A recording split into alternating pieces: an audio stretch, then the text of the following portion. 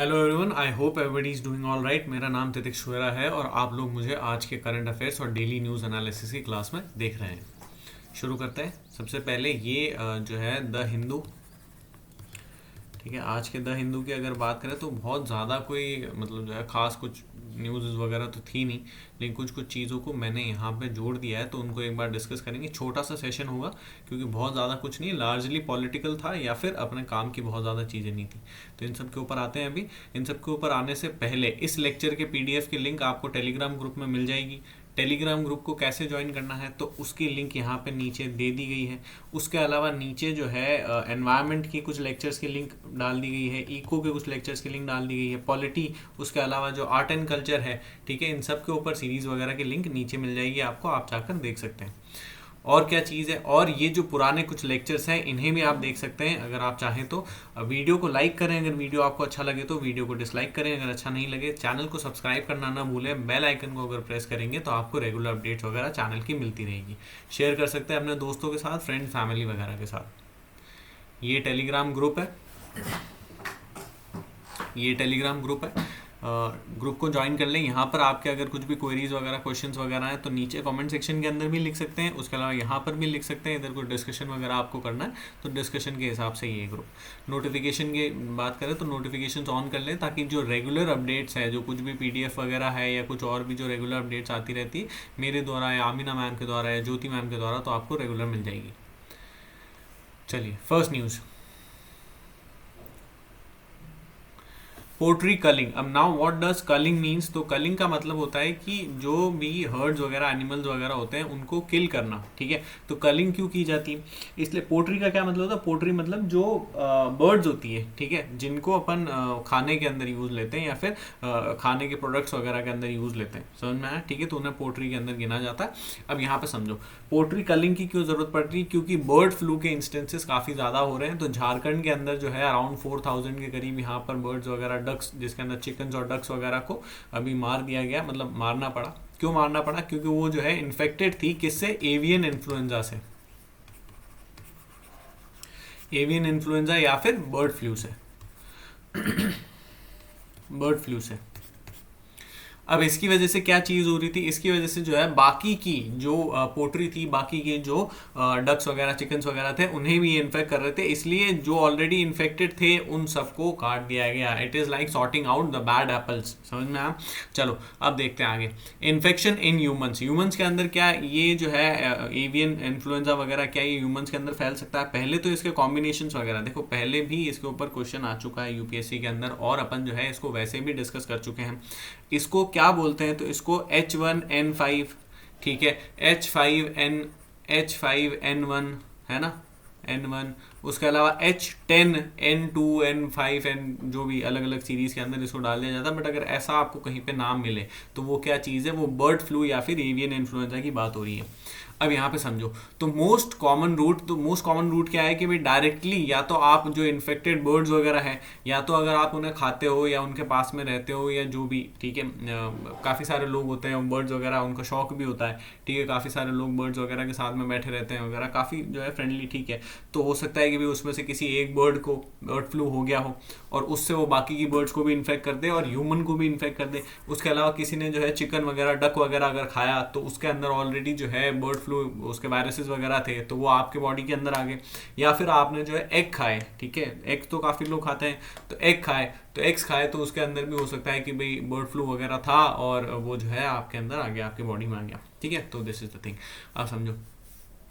Direct contact with infected birds, either dead और alive, dead और alive के case में भी हो सकता है, डेड भी है, कुछ आपने छेड़ा करा तो उससे भी हो सकता है। Contact with contaminated surfaces too और air near the infected poultry, in fact जो एयर, जो इन्फेक्टेड पोल्ट्री है उनके आसपास जो एयर है उसके अंदर से भी जो है आप जो है इन्फेक्ट हो सकते हो, ठीक है, ह्यूमंस इन्फेक्ट हो सकते हैं। और भाई बट ऑब्वियस जो है कहीं ना कहीं लॉजिकल भी है, सही बात है, उनके पास फेदर्स हैं, उनके पास विंग्स हैं, वो अपने विंग्स को विगल वगैरह करते होंगे, विगल वगैरह करेंगे तो वायरस वगैरह हवा में उड़ेंगे, ठीक है। फिर उसके अलावा क्या चीज़ है, ह्यूमन टू ह्यूमन ट्रांसमिशन की अगर बात करें तो ह्यूमन टू ह्यूमन ट्रांसमिशन अभी बहुत ज़्यादा रेयर है, वेरी रेयर, ठीक है, लेकिन जो है केसेस तो होते ही हैं। और चिल्ड्रन मिलो एडल्ट वगैरह ये सब चीज़ें, ठीक है। सिम्टम्स की अगर बात करें तो सिम्टम्स वैसे ही इन्फ्लुएंजा लाइक ही है, ठीक है, इलनेस वगैरह रहती है, फीवर कफ सोर थ्रॉट वगैरह ये सब चीज़ें हैं। उसके अलावा क्या चीज़ है, देखो अगर इसके ट्रीटमेंट की बात करें तो ट्रीटमेंट अगर आपको जब भी डिटेक्ट हो जाता है, now this is important, treatment जैसे ही अगर आपको डिटेक्ट होता है या कुछ ऐसे सिम्टम्स वगैरह देख, तो आपको सबसे पहले तो तुरंत ही डॉक्टर के पास चले जाना चाहिए, क्योंकि अगर 48 आवर्स के अंदर इसके ऊपर रेलेवेंट मेडिकेशन वगैरह हो जाती है तो इसे जो है डील करना आसान हो जाता है, वरना थोड़े से क्रिटिकल केसेस भी हो सकते हैं, ठीक है। तो this is about general awareness. उसके अलावा क्या चीज़ है, पीपल कैन डेवलप वगैरह ये सब, ठीक है। प्रिवेंशन इरेडिकेशन की बात करें तो यहाँ पे सिंपल सी वही सारी चीज़ें दे रखी है जिनके बारे में एक बेसिक आइडिया अपन ने ले लिया है। बायो सिक्योरिटी मेजर्स लेने की जरूरत है, गुड हाइजीन मेंटेन करने की जरूरत है। और यहाँ पर देखो ये जो global influenza surveillance and response system है, इन्होंने बोला कि भाई मॉनिटर वगैरह आप लगाओ, किसका है, WHO का है, कि मॉनिटर्स वगैरह लगाओ इन्फ्लुएंजा वायरस वगैरह के लिए, है ना। और उसके अलावा ये देखो यहाँ पर पॉलिसी ऑफ कलिंग, ठीक है, तो अभी इसके अंदर अपन ने ये पढ़ा ना कलिंग, ठीक है, policy of culling infected and contact animals is normally used, infected plus contact animals दोनों को ही यूज करना है। इसका क्या मतलब है, जैसे कि कोविड अगर आपको याद हो तो कोविड के अंदर जो है काफी सारा कई बार जो है लोगों को क्वारंटीन वगैरह के अंदर भेज दिया जाता था, क्वारंटीन वगैरह के अंदर रखा जाता था। तो उसका कारण क्या था, जिसने भी किसी ने टच वगैरह भी करा किसी को, ठीक है, ऐसा कुछ भी है, अब भले उसके अंदर सिम्टम्स वगैरह नहीं थे, जो कुछ लोग बाहर से आ रहे थे भले उनके अंदर डायरेक्टली सिम्टम्स वगैरह थे कि नहीं थे, वो पॉजिटिव थे कि नहीं थे, लेकिन उसके बावजूद भी 14 डेज का उनको क्वारंटेशन जो है क्वारंटीन के अंदर रखा जाता था, समझ में आया, ठीक है। तो ये वैसी वाली बात है। फिर उसके अलावा क्या चीज़ है,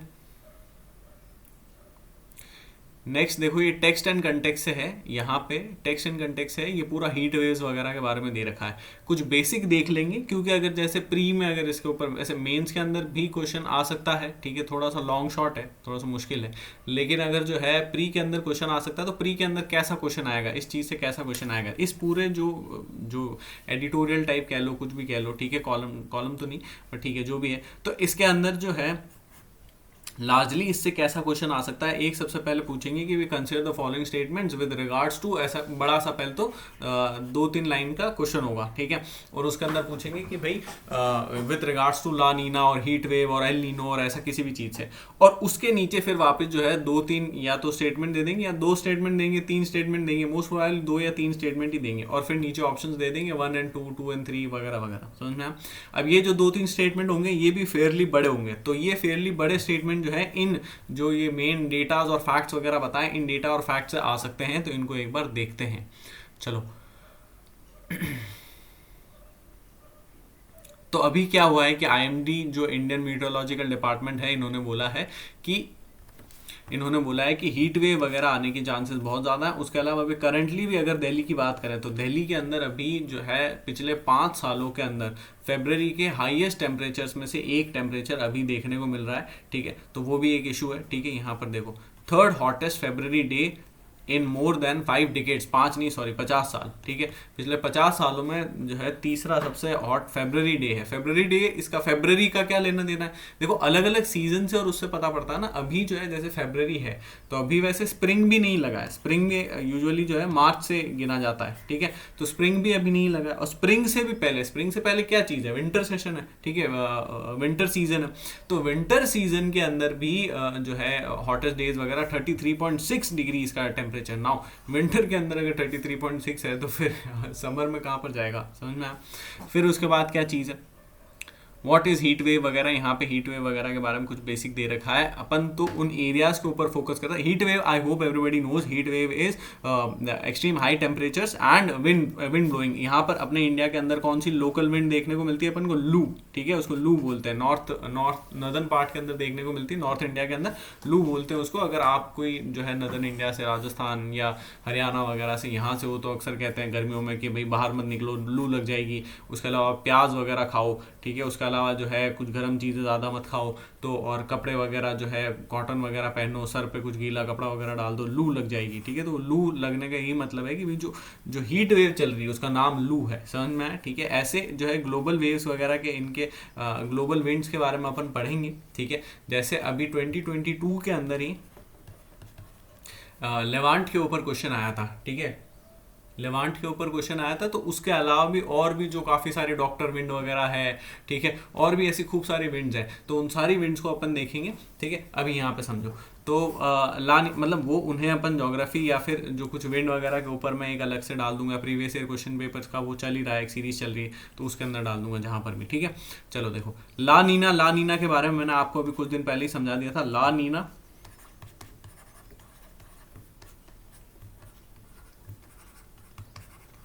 और एल नीनो, ठीक है। अब आप लोग कमेंट सेक्शन के अंदर मुझे एक बार जितना हो सकता है कम से कम वर्ड्स के अंदर ये समझाएं कि what is La Nina and what is El Nino. कम से कम वर्ड में, क्यों? क्योंकि जितना ज़्यादा कम वर्ड्स के अंदर आप इसे समझा पाएंगे, उसका मतलब है उतनी ज़्यादा आपको बेटर अंडरस्टैंडिंग हुई। समझ में आया? ज़्यादा वर्ड्स का मतलब कि भाई अंडरस्टैंडिंग अभी थोड़ी पुअर है। चलो, ला नीना एंड एल नीनो, इसका बारे में ध्यान रखना। अब देखो अगली चीज़, तो एक ये फैक्टर, अच्छा यहाँ पे ला नीना ये ऐसे नहीं है, ये वाला जो पॉइंट है ना, इसके ऊपर ध्यान देना। एल नीनो एक फैक्टर है, फैक्टर्स गिन रहे हैं अपन की भाई इस साल या फिर जो है ये हीट वेव वगैरह का क्या कारण है। तो 2023 के अंदर, अभी कुछ दिन पहले ही मैंने इस चीज़ को डिस्कस करा था कि अभी काफ़ी लंबे टाइम से जो है ला नीना के ईयर्स चल रहे हैं, और इस साल ये उम्मीद करी जा रही है 2023 के अंदर कि एल नीनो लग जाएगा। समझ में आया? तो एल नीनो अगले जो है 2-3 साल तक तो कम से कम रहेगा। यूजुअली एवरेज 3 साल तक रहता है, बाकी 2 से 4 साल आप पकड़ सकते हो, ठीक है। तो ये इतने तक तो रहेगा। अब जो एल नीनो जो रहेगा, ठीक है, एल नीनो जो रहेगा, तो इस एल नीनो की अगर बात करें तो इसकी वजह से क्या होगा, इसकी वजह से भी यहाँ पर हीट वेव वगैरह देखने की चांसेस वगैरह हैं, जिसके अंदर warmer water spreads west east across, ये तो वो एल नीनो के बारे में कुछ चीज़ दे रखी, ठीक है, इसको आप देख सकते हो।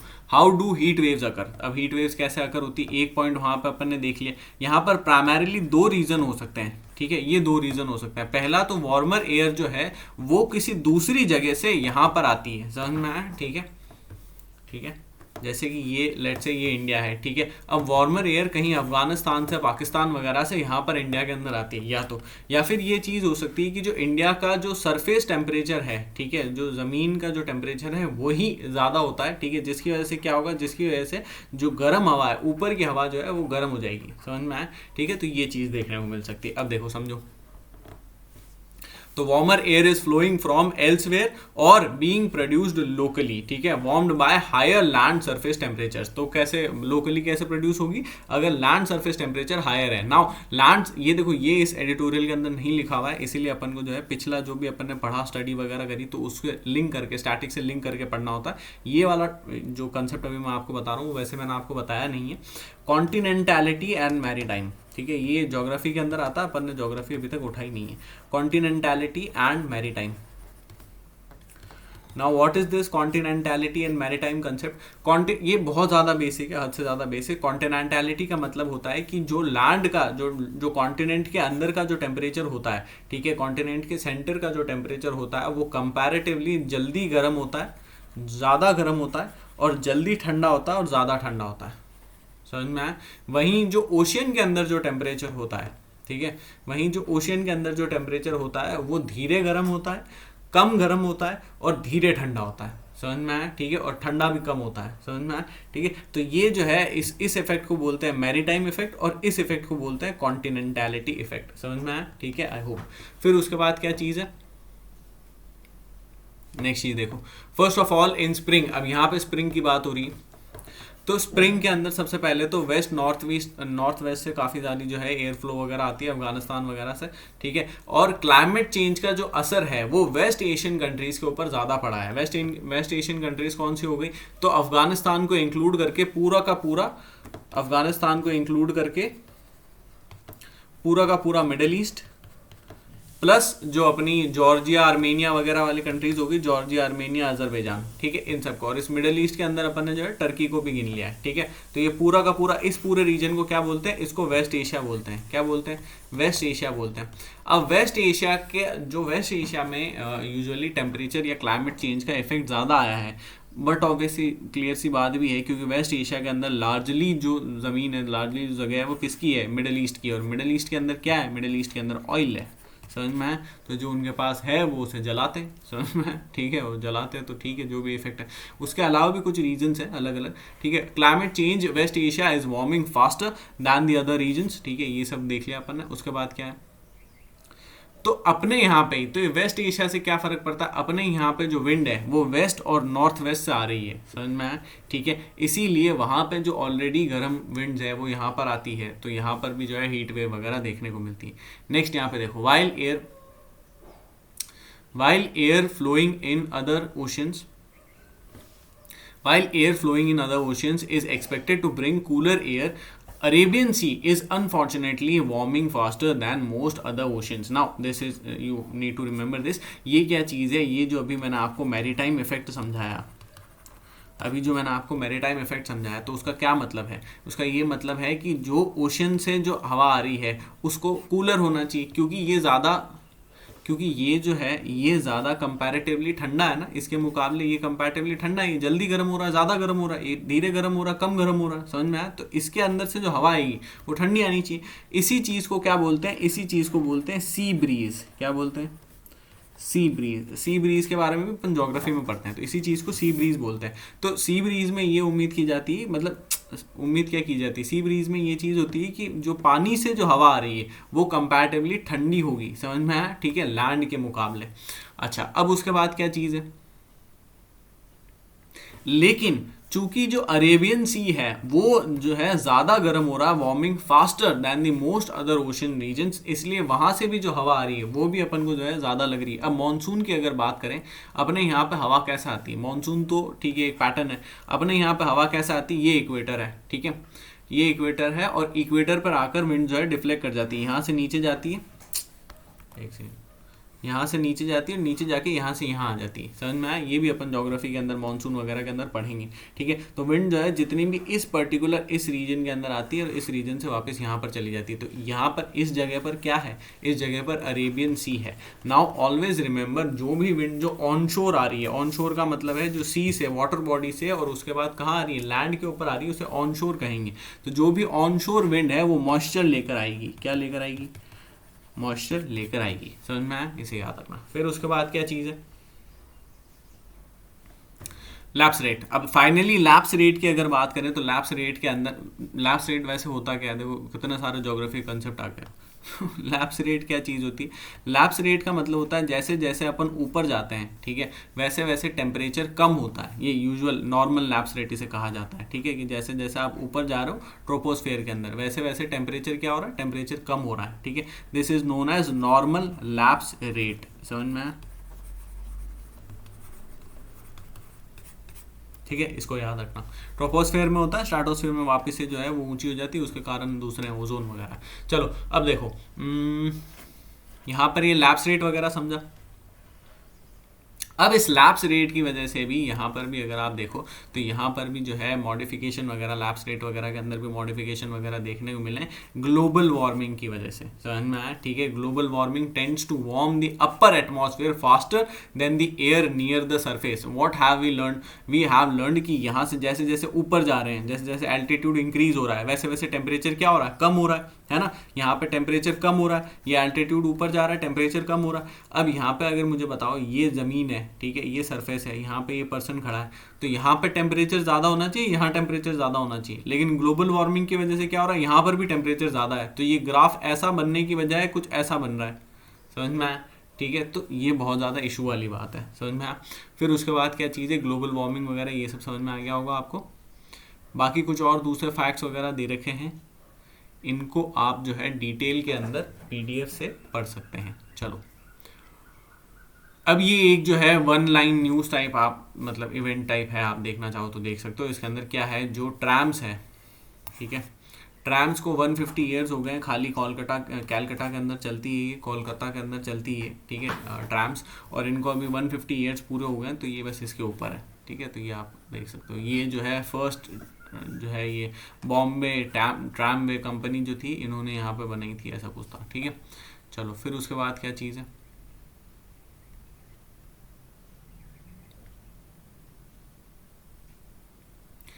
Danish crown. नाउ यहाँ पर एक क्या चीज़ है, तो जो अभी कुछ दिन पहले मैंने इसके बारे में बताया भी था आपको कि जर्मन जो चांसलर हैं वो, और उसके अलावा जो डेनमार्क के जो किंग जो प्रिंस हैं वो, ये दोनों ही इंडिया आने वाले हैं। तो जर्मन चांसलर तो अभी आए हुए हैं या शायद चले गए होंगे, मुझे ध्यान नहीं है, अभी 1-2 दिन पहले तो ही थे, ठीक है। अब यहाँ पे देखो जो ये डेनमार्क के हैं ये भी आए हुए हैं इंडिया के विजिट पर, और ये March 2 को जाएंगे। जाने से पहले जो है India Denmark partners for green and sustainable progress, इस जो ये एक बायलेटरल डायलॉग होगा, एक सेशन होगा, उसको ये जो है इनॉग्रेट करेंगे, समझ में आया? ठीक है, तो इसके बारे में आप देख सकते हो।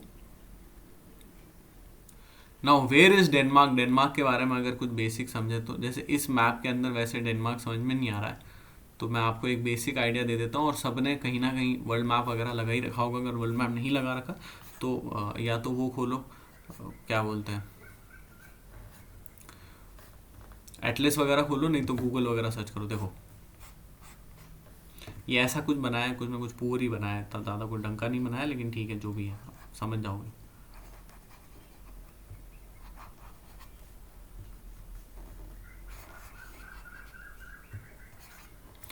Now what is this, see this is northern Europe, ठीक है। ये वाली कंट्री कौन सी, ये जो है ये स्कैंडिनेवियन कंट्रीज है, ये दोनों स्कैंडिनेवियन कंट्रीज है, बाकी सारी की सारी नॉर्डिक कंट्रीज है। नाउ ये कौन सी कंट्री है, ये है नॉर्वे, ठीक है। नॉर्वे के बाद ये वाली कौन सी कंट्री है, नॉर्वे के बाद ये वाली कौन सी कंट्री है, ये है फिनलैंड, ठीक है, सॉरी स्वीडन, ठीक है। स्वीडन के बाद ये वाली कौन सी कंट्री है, ये है फिनलैंड, है ना। फिर यहाँ पर क्या है, यहाँ पर जो है ये है रशिया, है ना। रशिया के बाद यहाँ पर तीनों जो है बाल्टिक नेशंस हैं, ठीक है। तो ये बाल्टिक नेशंस हो गए, एस्टोनिया, लातविया, लिथुआनिया। उसके बाद यहाँ पर क्या चीज़ है, उसके बाद यहाँ पर जो है पोलैंड है। पोलैंड के बाद यहाँ पर क्या है, ये है जर्मनी, इधर है पोलैंड, इधर है जर्मनी, ठीक है।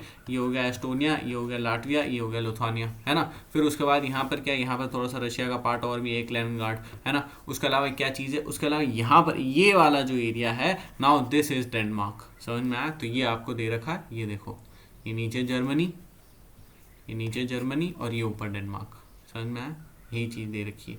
ये क्या है, ये जो है यूके है, सॉरी ग्रेट ब्रिटेन है, ठीक है, ग्रेट ब्रिटेन। और ये यहाँ पे आयरलैंड है, ठीक है, रिपब्लिक ऑफ आयरलैंड और नदर्न आयरलैंड, ठीक है, दोनों को मिला के यूके हो जाता है। चलो फिर उसके बाद नीचे जो यहाँ पे फ्रांस वगैरह वो सारी कंट्रीज है। चलो अब इसको देखो,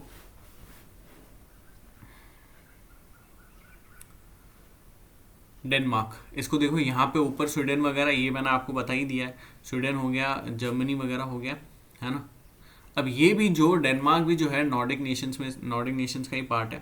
डेनमार्क हो गया, आइसलैंड हो गया, स्वीडन हो गया, फिनलैंड हो गया, नॉर्वे हो गया। इसकी अगर इम्पोर्टेंट इसके अंदर देखें तो क्या है, ऐसा तो मुझे कोई खास ऐसा सिटी वगैरह, अब सिटीज़ तो देखो ये खूब सारी है, लेकिन इन सिटीज़ के ऊपर यूपीएससी क्वेश्चन पूछता नहीं है। वो पूछता है जो कुछ भी जो बहुत ज़्यादा ऐसे जो है कॉन्फ्लिक्ट वगैरह रिडन जो एरियाज होते हैं उनके बारे में ज़्यादा पूछता है। तो इसके अंदर ज़्यादा तो मैं आपको क्या बताऊँ, बाल्टिक सी है यहाँ पे, बाल्टिक सी के बारे में मैंने आपको बता दिया, बाल्टिक सी इस जगह पर है, ठीक है, दिस इज़ बाल्टिक सी। और ये तीनों बाल्टिक कंट्रीज़ हैं। यहाँ पर नॉर्थ सी है, इस जगह पर जो है ये नॉर्थ सी है, यहाँ पर डे भी रखा होगा, ये रहा, ठीक है। तो ये नॉर्थ सी है। फिर उसके अलावा क्या चीज़ है, बस यार इसके अंदर तो मैप के अंदर बहुत ज़्यादा कुछ काम का है नहीं, लार्जली यही है। कैपिटल अगर आप देखना चाहो तो कैपिटल देख सकते हो, ये कोपेनहेगन, ये इसकी कैपिटल है, ठीक है। उसके अलावा ज़्यादा कुछ नहीं। चलो फिर उसके बाद क्या चीज़ है, डेनमार्क जो है ग्रीनलैंड के ऊपर, मतलब कहीं ना कहीं ग्रीनलैंड एक तरीके से उसका डोमिनियन स्टेटस टाइप आप कुछ भी ले लो, तो ग्रीनलैंड जो है कहीं ना कहीं डेनमार्क का ही एक डोमिनियन है, समझ में आया। लेकिन ऑल्दो ग्रीनलैंड का अपना भी जो है प्रॉपर सिस्टम है, एस्टैब्लिश सिस्टम है, और ऐसा कुछ नहीं है कि भाई डेनमार्क जो उनको कुछ इन्फ्लुएंस कर सकता है, ऐसा कुछ कर सकता है, ऐसा कुछ ज़्यादा कुछ होता नहीं है। अगर ग्रीनलैंड की अगर बात करें तो इसके मैप के अंदर फिर भी कुछ एक चीज़ें देखने लायक है। जैसे यहाँ पे इस तरफ बैफिन बे है, बैफिन बे के बाद नीचे यहाँ पे डेविस स्ट्रेट है, डेविस स्ट्रेट के बाद डेनमार्क स्ट्रेट, तो मैंने आपको बताया था कुछ दिन पहले स्टेट्स वगैरह के अंदर, है ना। और क्या चीज़ है, इधर नॉर्थ अटलांटिक ओशन है ना। उसके अलावा क्या चीज़ है, यहाँ पर एक ग्रीनलैंड सी भी है, तो डेनमार्क स्ट्रेट नीचे आ गया, ग्रीनलैंड सी ऊपर आ गई, दूसरी तरफ बैफिन बे आ गया, है ना। बैफिन बे के अलावा इस तरफ ये वाला जो पूरा है ना, ये जो पूरा रीजन है, ठीक है, ये जो पूरा है, दिस इज कैनेडा, ठीक है। उसके अलावा क्या है, यहाँ पर लैब्राडोर करंट भी एक बहता है, तो उसको भी आप देख सकते हो, बैफिन बे से नीचे जाता है, लैब्राडोर करंट बोलते हैं उसको, इसमें लिखा हुआ नहीं है लेकिन वो भी ज्योग्राफी में आता है, ठीक है, बस यही है लार्जली, ये पूरा आइस कवर्ड ही है, यहाँ पर पॉपुलेशन वगैरह कुछ है नहीं। ई संजीवनी पोर्टल के बारे में जो हमारे प्राइम मिनिस्टर हैं, उन्होंने ई संजीवनी पोर्टल के बारे में कुछ कुछ बातें बताई। ई संजीवनी पोर्टल को काफ़ी ज़्यादा जो है सराहना वगैरह भी मिल रही है ओवरऑल कम्युनिटी से। ई संजीवनी पोर्टल के अंदर वीडियो कॉन्फ्रेंसिंग के द्वारा जो पेशेंट्स हैं एंड जो डॉक्टर्स हैं, ये दोनों ही जुड़ सकते हैं, और अभी जो है काफ़ी ज़्यादा इसको जो है कहीं ना कहीं बून वगैरह मिल रहा है। ठीक है, तो उसके बारे में इन्होंने कहा है। कोविड-19 के अंदर ही काफ़ी ज़्यादा बढ़िया काम करा था, तो उसके बारे में इन्होंने बात करी है। ठीक है, और जो टोटल पेशेंट्स हैं, कितने पेशेंट्स जो हैं, कितने टेली कंसल्टेंट्स हुए हैं अभी तक में, कितने टेली कंसल्टेंट्स हुए हैं, number of total teleconsultants, तो दैट इज 10 करोड़। ठीक है, तो 10 करोड़ अच्छी बात होती है भाई, 10 करोड़ काफ़ी ज़्यादा बढ़िया बात है। ठीक है, तो एक ऐप है ई संजीवनी, इसको याद रख सकते हो आप। नेक्स्ट न्यूज़ नाइजीरिया के ऊपर है। नाइजीरिया के अंदर, नाइजीरिया का मैप अपन अक्सर देख चुके हैं, एक बार आज वापस से पढ़ेंगे, और मैप पढ़ने के साथ में नाइजीरिया की ये जो न्यूज़ है, यहाँ पे प्रेसिडेंशियल इलेक्शन का कुछ चल रहा है। अब अगर आपको याद हो तो मेरे ख्याल से 2021 की या 2022 की ही बात थी, उसके अंदर वो टूनीशिया का एक क्वेश्चन था, तो वहाँ पर जो है प्रेसिडेंशियल इलेक्शन वगैरह वो कुछ एक चीज़ें चल रही थी। वो उस समय पे मैंने, अभी तो वो वीडियो होंगे नहीं यूट्यूब के ऊपर, लेकिन उस समय मैंने वो जो है करंट अफेयर्स के अंदर कवर किया था, और जो एक टेक्स्ट एंड कंटेक्स्ट आया था, अगर आप में से अगर किसी को याद हो तो, एक टेक्स्ट एंड कंटेक्स्ट आया था, वहाँ पे इतना बड़ा सा फोटो था उनका, जो प्रेसिडेंट थे, ठीक है, जिन्होंने इमरजेंसी वगैरह जो भी कुछ डिक्लेयर करी थी वहाँ पे, तो टूनीशिया के जो प्रेसिडेंट थे, तो उनका आया था। उसके अलावा टूनीशिया और टूनिस वगैरह, ये पूरा मैप वगैरह पूरा ये सब कुछ देखा था अपन ने। ठीक है, तो अब देखो यहाँ पर नाइजीरिया और नाइजर वगैरह इन सबको देख लेते हैं। सबसे पहले Nigeria, to locate it where is it, तो ये अफ्रीकन कॉन्टिनेंट आपको नज़र आ रहा होगा अफ्रीका के अंदर, यहाँ पर ये है नाइजीरिया। ठीक है, नाइजीरिया की जो बॉर्डरिंग नेशंस हैं, जो भी उसकी नेबरिंग नेशंस हैं, वो कौन कौन से हैं, तो डैट इज़ कैमरून के अलावा छैड के अलावा नाइजर के अलावा जो है अपना बेनिन। ठीक है, बेनिन के अलावा बस यही सारे हैं, समझ में। और यहाँ पे ये अटलांटिक ओशन को, या फिर यहाँ पे गुनिया बे है, ठीक है, तो इस गुनिया बे को भी ये जो है टच करता है। ठीक है, तो इसको याद रख सकते हो। नाइजर हो गया, बेनिन हो गया, ठीक है, कैमरून हो गया, कैमरून के अलावा छैड हो गया, तो ये सारी की सारी इसकी बॉर्डरिंग नेशंस है, नेबरिंग नेशंस है। ठीक है, फिर क्या चीज़ है, अब नाइजीरिया का अगर मैप देखोगे तो यहाँ पे ये नाइजीरिया पहले एक थे, फिर टूट गए बाद में। ठीक है, अब देखो, तो नाइजीरिया का अगर मैप देखोगे तो इस मैप को अपन ढंग से पढ़ चुके हैं। सबसे पहले प्रोमिनेंट सिटीज़ कौन कौन सी है, कानू के अलावा कदूना के अलावा अबूजा के अलावा पोर्ट हरकोट के अलावा जो है लागोस के अलावा इबादान। ठीक है, तो इन सारी की सारी इंपॉर्टेंट सिटीज़ को अपन देख चुके हैं। इन इंपॉर्टेंट सिटीज़ के अलावा अपन ने यहाँ पे कुछ एक रिवर्स भी पढ़ी थी। कौन कौन सी रिवर्स पढ़ी थी बताओ, ये सारी रिवर्स पढ़ी थी। सबसे पहले कोमादुगु के अलावा कदूना के अलावा यहाँ से जो है नाइजर रिवर आ रही है, नाइजर के अलावा यहाँ पे बेन्यू, और वापस जो है नाइजर ये नीचे, समझ में आया। ठीक है, तो ये सारी कोमादुगु, कदूना, बेन्यू और नाइजर, समझ में। ठीक है, तो ये कितनी होगी, 4 रिवर्स हैं। फिर उसके अलावा यंकारी नेशनल पार्क भी देखा था अपन ने, यहाँ पे यंकारी नेशनल पार्क हो गया। फिर ये मैंने आपको गल्फ ऑफ गिनिया बता दिया कि इधर गल्फ ऑफ गिनिया है। फिर यहाँ पे देखो अटलांटिक ओशन इधर हो गया, ये लागोस हो गया, इबादान हो गया, पोर्ट हरकोट हो गया, है ना। और क्या चीज़ है, ये बर्ड फूड डेल्टा वगैरह बना रहा है नाइजर रिवर, तो इसके ऊपर भी क्वेश्चन आ सकता है कि क्या niger river bird food delta बनाता है। हाँ बनाता है, देखो दिख रहा है ना। और कुछ नहीं। लेक छैड की अगर बात करें तो लेक छैड को कितनी कंट्रीज इसके साथ बॉर्डर शेयर करती है, लेक छैड के साथ, याद रखना 4 कंट्रीज टोटल जो है लेक छैड के साथ बॉर्डर शेयर करती है।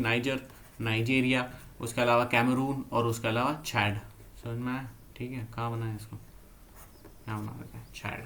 ठीक है, चलो फिर उसके बाद क्या चीज़ है नेक्स्ट। अगर नाइजीरिया का मैप देखा है तो एक बार नाइगर का इसका भी देख लेते हैं। इसकी जो है कौन कौन सी बॉर्डरिंग कंट्रीज है, इसकी देखो, इसकी बॉर्डरिंग कंट्रीज कौन कौन सी है। एक नाइगर की बात हो रही है ना, एक तो माली, दूसरी छैड, तीसरी नाइजीरिया, और चौथी यहाँ पे देखो दिस इज क्या नाम है, अल्जीरिया। ठीक है, Algeria and this is Libya. ठीक है, तो अल्जीरिया और लीबिया ये दोनों हो गई। फिर उसके बाद क्या चीज़ है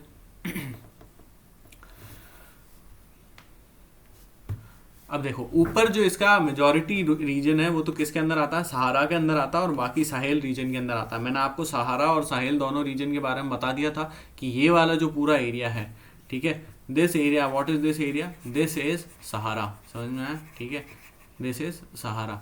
तो फिर साहेल रीजन कौन सा है, साहेल रीजन उसके नीचे है, समझ में आया। इतना छोटा है साहेल रीजन, थोड़ा छोटा है, वैसे मैंने इसको थोड़ा ऊपर ही बना दिया है, बट हाँ ठीक है। तो ये साहिल रीजन है, ठीक है, और बाकी जो है ये सहारा वगैरह उसके ऊपर सहारा है, ठीक है, तो इसको याद रखना। चलो अब देखो, फिर नीचे सवाना सूडान टाइप वो है ना।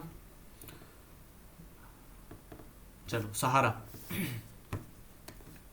तो इसके अंदर सबसे पहले यहाँ पे एयर माउंटेन्स वगैरह के बारे में दे रखा है, ये टेनेरी डेजर्ट के बारे में दे रखा है। टेनेरी डेजर्ट के अलावा यहाँ पर कुछ जो है सिटीज़ वगैरह के बारे में दे रखा है, जैसे अगादेज, अगादेज के अलावा मराडी, मराडी के अलावा जिंदर, जिंदर के अलावा नियामे, ठीक है, तो इन सब के बारे में दे रखा है। लेक चैड मैंने आपको बता दिया 4 कंट्रीज़ के बीच में है, नाइजीरिया वगैरह ये सब अपन ने देख लिया।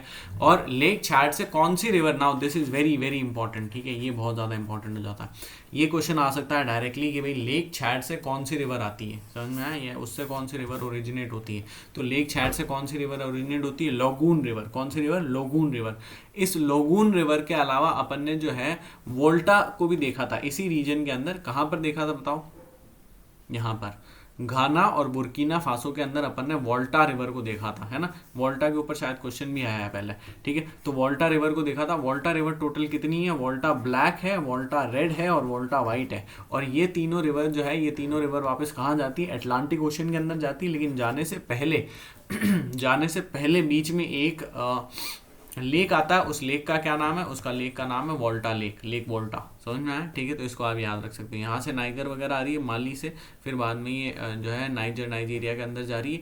यहाँ पर नियामे इसके कैपिटल है, अगादेज, मराडी, जिंदर, ठीक है, ये भी जो है इंपॉर्टेंट सिटीज़ है। उसके अलावा साहिल रीजन मैंने आपको बता दिया, टेनेर डेजर्ट, सहारा डेजर्ट। अब साहिल ये ऐसे क्यों इंपॉर्टेंट होता है, क्वेश्चन आ जाएगा कि इनमें से कौन सी कंट्री है जो साहिल रीजन के अंदर आती है, समझ में आया।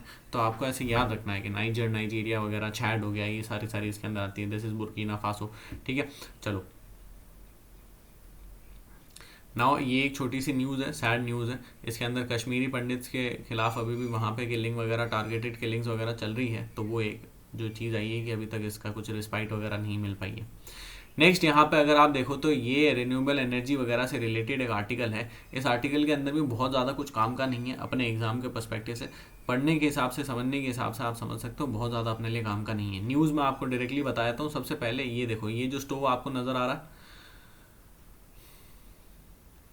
ये जो स्टोव आपको नजर आ रहा है, what is this, this is a stove made by IOCL, ठीक है। तो इसे इंडियन ऑयल कॉर्पोरेशन लिमिटेड ने बनाया है और ये उनका पेटेंटेड स्टोव है। अब ये जो स्टोव है ये किसके ऊपर चलता है, ये चलता है जो सोलर एनर्जी है उसके ऊपर, समझना है, सोलर एनर्जी के ऊपर चलने वाला ये स्टोव है।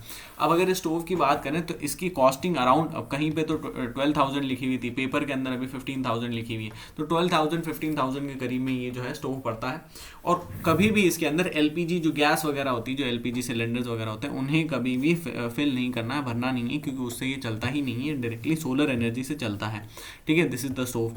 नाउ किसने बनाया है, किसका पेटेंट है, वो सब चीज़ें अपन ने देख ली। Now what is important thing is कि ये चीज़ जो है इसके ऊपर काफ़ी ज़्यादा फोकस दिया जा रहा है। जो करंट प्राइम मिनिस्टर हैं वो भी, जो करंट एनर्जी मिनिस्टर हैं वो भी, और भी जो काफ़ी सारे इंडस्ट्री के एक्सपर्ट्स हैं वो काफ़ी ज़्यादा इसके ऊपर फोकस दे रहे हैं, बल दे रहे हैं। अभी इसको जो है लॉन्च करा गया।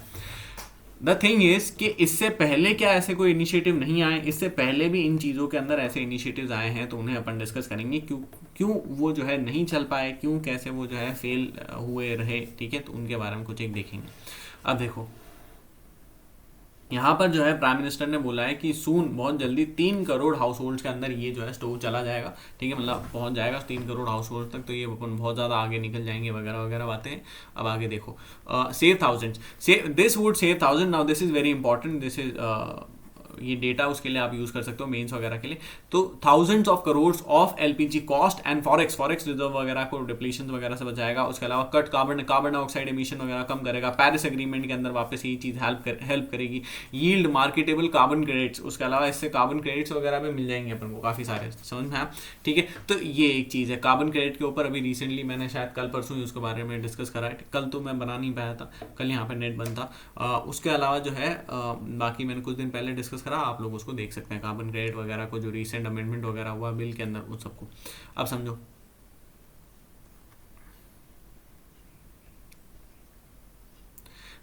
इससे पहले भी कुछ इम्प्रूव स्टोव और उसके अलावा जो है यहाँ पर 2-4 और स्टोव भी दे रखे थे, ठीक है।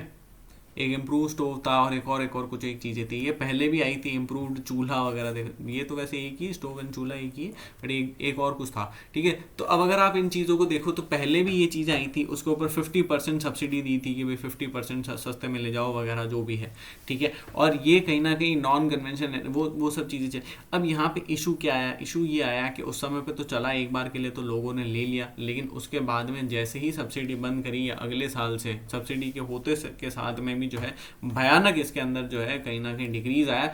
50% जो है इसका मार्केट शेयर नीचे चला गया था इन स्टोव्स का, ठीक है। 50% से नीचे चले गए थे, जितने भी उठे थे वापस नीचे आ गए। अब इसके अंदर बात क्या है, इसके ये इशू क्या था, तो इशू अगर आप देखो तो स्टोव का कंस्ट्रक्शन, अब वो जो अगर आप सर्च करोगे उसका शायद मैंने यहाँ पे मैप फोटो नहीं लगाया, तो ये जो न्यू चूल्हा था ना, इम्प्रूव्ड चूल्हा, इस चूल्हे की साइज कितनी, अभी चूल्हे की साइज कितनी होती है, जो नॉर्मल जो चूल्हा होता है वो अपना कुछ ऐसा दिखता है, ठीक है, ऐसा दिखता है, जिसके अंदर चूल्हा मतलब वो जिसके अंदर लकड़ी वगैरह उसको बायोमास को यूज़ करते हैं, तो वो कुछ ऐसा दिखता है ना। और जो वो वाला चूल्हा था उसकी साइज इसके मुकाबले करीबन इतनी बड़ी थी, समझ में आया, ठीक है। तो साइज के अंदर डिफरेंस समझ में आ रहा है। अब इसकी भी अगर आप साइज देखोगे तो एक बार इसकी साइज देखो और समझो, इसका ये इतना बड़ा तो ढक्कन है, उसके अलावा नीचे से ये इतना बड़ा है। अब आप मुझे बताओ अपने में से कितने लोग हैं जो इतनी बड़ी जो चीज़ को अपने घर के अंदर रख सकते हैं, बहुत कम। मतलब इतने, अगर इतनी बड़ी चीज़ को रख देंगे तो कितनी सारी वो एरिया जगह वगैरह कवर कर लेगा, इतनी जगह कहाँ है आजकल, किसी के भी घर में इतनी जगह नहीं होती। और ख़ासकर अगर आप बॉम्बे जैसे एरियाज़ के अंदर रहते हो, ऐसे कुछ जो है नोएडा वगैरह ऐसे एरियाज़ के अंदर रहते हो, तो वहाँ तो आप भूल जाओगे ऐसी कोई चीज़ रख सकते हो, समझ में आए। और इतना ये कोई बहुत ज़्यादा फैशनेबल या ऐसा भी नहीं लग रहा है कि भाई लोग मरे जा रहे होंगे इसको लेने के लिए, ठीक है। तो इसके अंदर इशू क्या है, इसके अंदर इशू ये है कि जगह कहाँ है, इतनी बड़ी चीज़ को मेंटेन करना, संभालना, इन सब के लिए कहाँ है, एफर्ट्स कहाँ है, समझ में आया। पहली बात ये। दूसरी बात उसके अलावा क्या चीज़ है, दूसरी बात हाई मेंटेनेंस कॉस्ट। इसकी शुरुआत में तो सस्ता पड़ता है, लेकिन बाद में जो मेंटेनेंस कॉस्ट आती है उसको रनिंग वगैरह रन करने के लिए वो बहुत ज़्यादा हो जाती है। सोलर पैनल्स के अंदर अगर आपने पहले सुना ही होगा कि सोलर पैनल्स के अंदर काफ़ी ज़्यादा मेंटेनेंस कॉस्ट आ रही है, तो वो एक इशू हो रहा है। उसके अलावा जो है करप्शन वगैरह तो था, खैर वो तो अलग चीज़ है।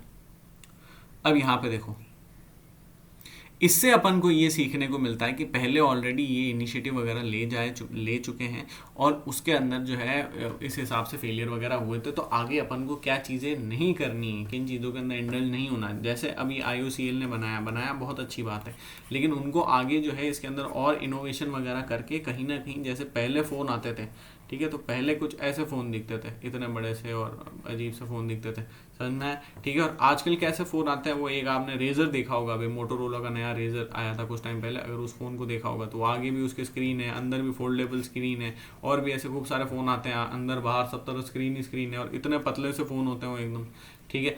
तो पहले कैसे आते थे, अब कैसे आते थे, तो इनोवेशन करके कहीं ना कहीं इसको जो है चेंज कराई है ना।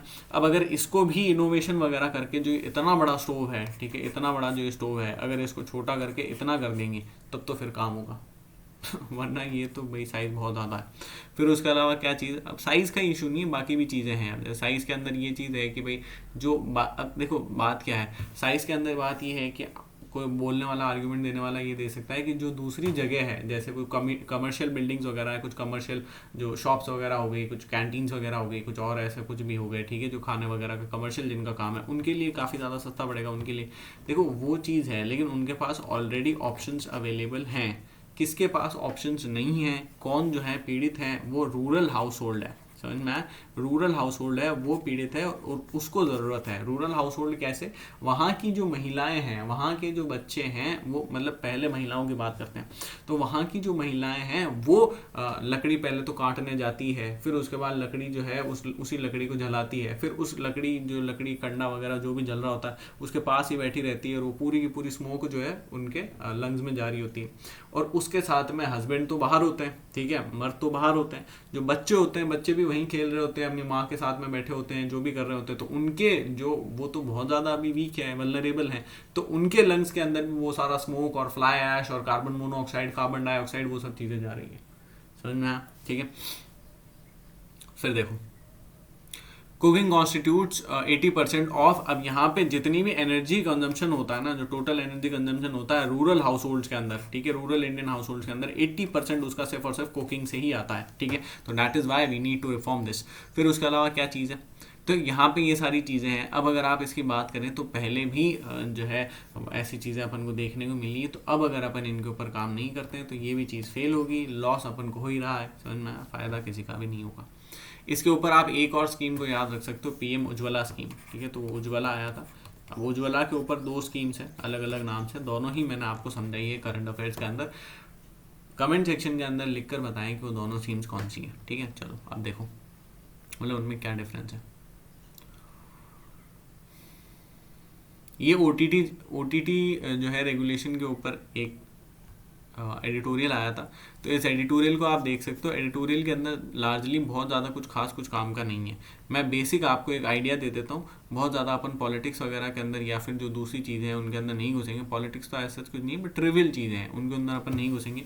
बेसिक सबसे पहले मैं आपको बताऊँ, देखो OTT over the top platforms के बारे में आपने सुना ही होगा, काफ़ी लंबे टाइम से ये न्यूज़ में चल रहे हैं। अब इसके अंदर क्या है, जो भी वो जो उलू, एक उलू आता है, उलू के अलावा ऑल्ट बालाजी, शायद ऐसा एक नाम, मैं देखो ये सब कम देखता हूँ, ठीक है। तो ऑल्ट बालाजी आता है ना, उलू हो गया, ऑल्ट बालाजी हो गया, टीवीएफ का शायद ऐसा कुछ आता है, आई एम नॉट श्योर, ठीक है। तो जो भी है, ठीक है, तो आप देख सकते हो। तो ऐसे काफ़ी सारे जो है ओटीटी, ये तो चलो ठीक है, ये तो 3 छोटे हो गए। उसके अलावा और भी तो ओटीटी प्लेटफॉर्म होते हैं, जैसे सोनी लिव हो गया, है ना, सोनी लिव के अलावा हॉटस्टार हो गया, हॉटस्टार के अलावा नेटफ्लिक्स वगैरह हो गया। Now all of this, Amazon prime हो गया, ये भी सब जो है, ये सारे क्या है, ये सारे भी ओटीटी प्लेटफॉर्म्स है, OTT over the top platforms है।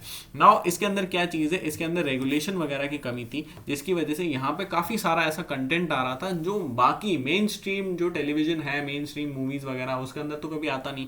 यहाँ पे काफ़ी सारी चीज़ें आ रही थी, जिसकी वजह से ये चीज़ हो रही थी कि ये जो है कहीं ना कहीं जो अपनी सोसाइटी है, तो सोशल फैब्रिक को भी कमज़ोर कर सकता है। और उसके अलावा जो अपनी यंग जनरेशन है, जो फ्यूचर जनरेशन है, उनको भी काफ़ी ज़्यादा जो है कॉज कर सकता है, कॉज ऑफ कंसर्न है। अब देखो जैसे कि कुछ वायलेंस, ठीक है, वायलेंस वगैरह के, वायलेंट काफ़ी ज़्यादा कंटेंट वगैरह कुछ होता है, तो उसके अंदर एक्सट्रीम जो, जैसे आपने अभी वो सेक्रेड गेम्स हो गया, उसके अलावा 1-2 और चलते हैं ना यार, ठीक है, तो जो भी है, ठीक है, तो ये सारी जो चीज़ें हो गई, तो इनके अंदर एक्सट्रीम वायलेंस वगैरह दिखाया जाता है। उसके अलावा क्या चीज़ है, सेक्सुअल नेचर का जो कंटेंट होता है, ठीक है, तो सेक्सुअल नेचर के कंटेंट के अंदर B grade C grade movies, और बी ग्रेड सी ग्रेड से भी आगे पॉर्न मूवीज़, ठीक है, proper full fleshed porn movies भी जो है काफ़ी सारे ओटीटी वगैरह के ऊपर, ओटीटी के ऊपर भली नहीं चलती होगी, तो उनके कुछ, उन्हीं के कुछ सब्सिडियरी आर्म्स होते हैं, उनके वहाँ से वो जो है जो भी करते रहते हैं। और उसके अलावा जो लेवल की B grade C grade movies भी आती है, वो भी काफ़ी ज़्यादा वो है। अब यहाँ पे देखो, मुझे अगर उसके अलावा जैसे अगर आप बात करें तो जो इसके अलावा भी डिफेमेशन का भी ये काफ़ी ज़्यादा होता है, काफ़ी लोगों को जो है कुछ कुछ कहते रहते हैं। उसके अलावा जो जिस टाइप का कंटेंट है वो लार्जली सोशली हारमोनियस वगैरह आप नहीं कह सकते हो, जो है इंडियन कल्चर वगैरह के बेटरमेंट वगैरह के अंदर नहीं गिन सकते हो। Now all this is all right, ठीक है, ये सारी चीज़ें ठीक है, ये सारी चीज़ें एक तरफ है। अगर मेरा आप पर्सनल ओपिनियन जानो तो मैं तो इन चीज़ों को बहुत ज़्यादा अपोज नहीं करता हूँ, ठीक है। और वो अपोज नहीं करने का कारण ये है कि देखो सबके पास अपना अपना freedom of speech and expression वगैरह सब कुछ, वो सब चीज़ें हैं। Now that is one thing, but इसके साथ में इसका ये मतलब नहीं है कि मैं अपोज नहीं करता हूँ और मैं बस चला जाता हूँ आगे, बस ठीक है मुझे क्या लेना देना। Now this is one thing कि सबके पास freedom of speech and expression है, और कहीं ना कहीं अपन को मेच्योरिटी की ज़रूरत भी है। जैसे अगर आप अमेरिकन पॉलिटिक्स वगैरह को देखो, या अमेरिकन वहाँ पे कुछ कल्चर वगैरह को देखो, तो वहाँ पे काफ़ी मूवीज़ के अंदर, काफ़ी टीवी शोज़ के अंदर, काफ़ी कार्टून्स वगैरह के अंदर पॉलिटिकली काफ़ी कुछ कह देते हैं, उनके प्रेसिडेंट्स के बारे में, उनके जो कल्चर वगैरह है उनके बारे में काफ़ी सारी चीज़ें कह देते हैं। यहाँ पर आप बोल के देखो अपने कुछ प्रेसिडेंट के बारे में, प्राइम मिनिस्टर के बारे में कुछ आप जोक वगैरह करके देखो, भाई अपन क्यों नहीं कर सकते हैं? समझ में आया? मैं पॉलिटिक्स वगैरह की बात नहीं कर रहा हूँ, उससे अलग हटके कि अपन ऐसा क्यों नहीं कर सकते, अपने पास भी freedom of speech and expression है। हाँ, ये सही बात है कि अपन को जो है अपनी मर्यादाओं का ध्यान होना चाहिए, ऐसे नहीं कि अपन अपराइट गालियाँ दे रहे हैं उनको, ठीक है, तो that is not right. But जो है अपन कुछ भी अपनी बात वगैरह रखने का अपने पास वो चीज़ होनी चाहिए। अब जो BBC के साथ जो हुआ, उसके अलावा द वायर के साथ जो हुआ था, उसके अलावा और भी ऐसे और भी हैं, ठीक है। द वायर के अलावा एक पी से शायद कुछ नाम था, प्रिंट शायद है, ठीक है, I am not sure, the print ऐसा कुछ नाम का शायद है, वो भी न्यूज़पेपर वगैरह, इनके साथ भी जो हुआ, तो इनको जो ग्रिल वगैरह करते रहते हैं, वहाँ से कहीं ना कहीं freedom of speech and expression, freedom of press, ठीक है, ये सारी चीज़ें जो है वो सारी चीज़ें कहीं ना कहीं इससे लॉस होती है ना। अब अगर आप इस बात को समझो अब अगर आप इस बात को समझो कि एक तो चीज़ ये बात हो गई कि भाई वॉयलेंस वगैरह कंटेंट वगैरह जिसको दिखाना है वो उसकी चॉइस है, जिसको देखना है वो उसकी चॉइस है, वो तो एक बात हो जाती है। लेकिन दूसरी बात ये होती है कि इसके जो दो जो है नेगेटिव एंगल जो मेरी नज़र में बहुत ज़्यादा ख़राब है, वो एक तो ये है कि इससे काफ़ी ज़्यादा लोग जो है काफ़ी ज़्यादा लोग नेगेटिवली इन्फ्लुएंस होते हैं, समझ में आया? ठीक है, जैसे मूवीज़ आती है, अब अभी का तो ठीक है जितना उतना नहीं है, लेकिन पहले के टाइम पे आपने मूवीज़ देखी होगी, तेरे नाम और शाहरुख खान की कोई मूवी आई तो सबके सब जो है मैं हूं ना वगैरह, तो सबके सब वैसे ही हेयर कट वगैरह लगाएंगे, सब वही सब चीज़ें करेंगे। नाउ इससे क्या चीज़ होती है, यहाँ पे जिस लाइफ का वायलेंस वगैरह हो रहा है जैसे गन्स वगैरह, तो अब अपन को भी चाहिए भाई गन्स, अपन को भी एक दो का मर्डर वगैरह करना है। तो what is this is getting negatively influence. Now this is one thing, the other thing is the future of our nation, ठीक है, उनको बहुत ज़्यादा हार्म होता है। अब इसके अंदर क्या चीज़ है, जैसे ये सब चीज़ें फ़ोन वगैरह के ऊपर आराम से अवेलेबल है ना, और हर किसी ने अपने फ़ोन में लगा रखी। अब ऐसा तो है नहीं कि भाई अपन जो है बच्चों को फ़ोन वगैरह यूज़ करने से मना कर सकते हैं, वो जो है इन चीज़ों को चलाते हैं और इन चीज़ों के अंदर काफ़ी बार ऐसा कंटेंट आता है, सिर्फ सेक्सुअली अब्यूजिव कंटेंट की बात नहीं हो रही, ओवरऑल अब्यूजिव कंटेंट, उसके अलावा जो वायलेंस वगैरह है और भी काफ़ी सारी जो चीज़ें हैं, ठीक है, सोशल फैब्रिक हार्मनी वगैरह वाली जो चीज़ें हैं, देखो दीज आर यंग माइंड्स, ठीक है, दे आर नाइव माइंड्स, समझ में आया? ठीक है,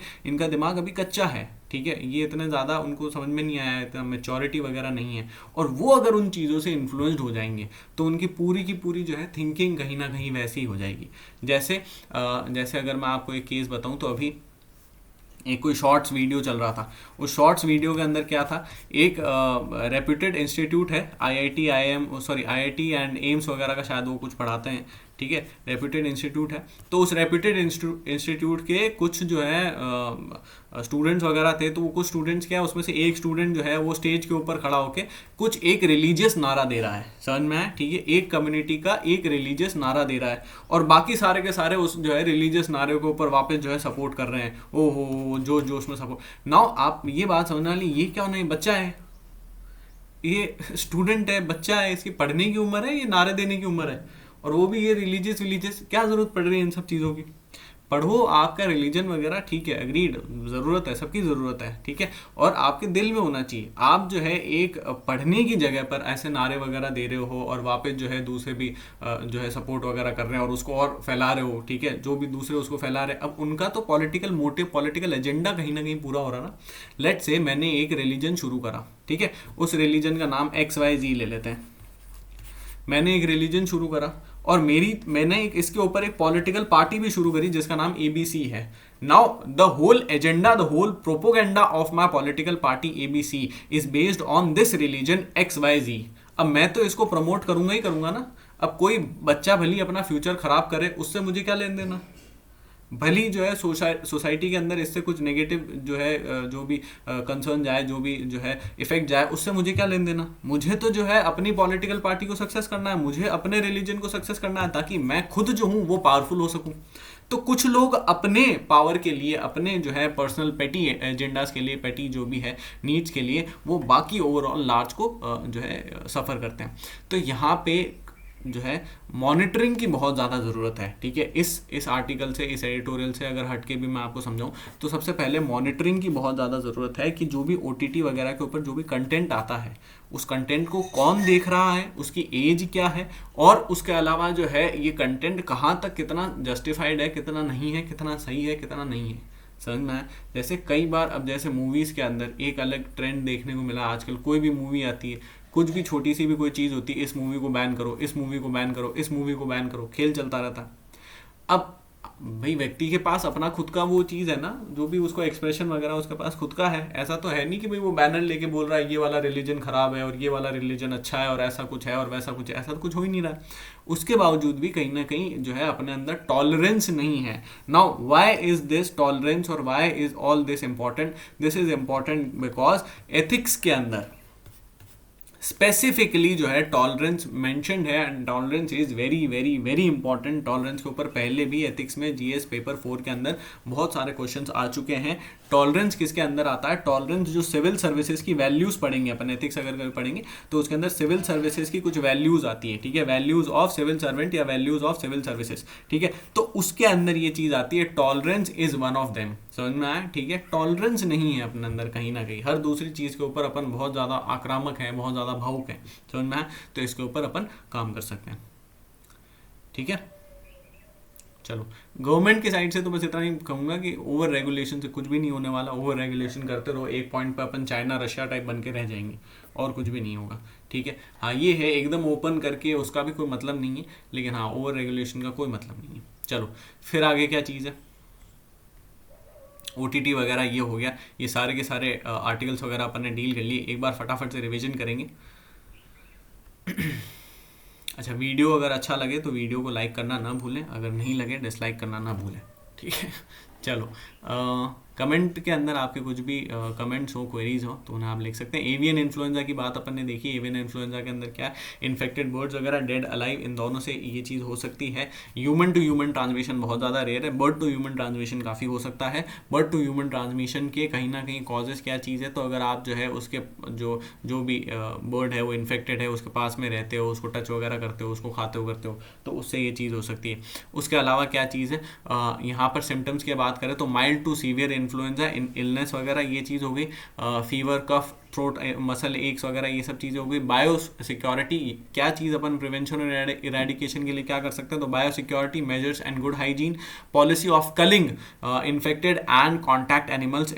ठीक है, उसके अलावा WHO का एक global influenza surveillance and response system है। Now remember this, you have to rote learn this thing, global influenza surveillance and response system. Question आ जाएगा कि ये जो global influenza surveillance and response system है ये किस ऑर्गेनाइजेशन का है, और 3-4 ऐसी ऑर्गेनाइजेशन डालेंगे, तीनों चारों सही लगेगी, समझ में आया। तो always remember, global influenza surveillance and response system is of WHO, World Health Organization. उसके अलावा क्या चीज़ है, मॉनिटर स्ट्रेन्स, इन्फ्लुएंजा वायरसेस वगैरह ये सारी चीज़ हो गई। सफिस्टिकेटेड एनाटॉमी वगैरह, हीट वेव्स वगैरह ये सब हो गया।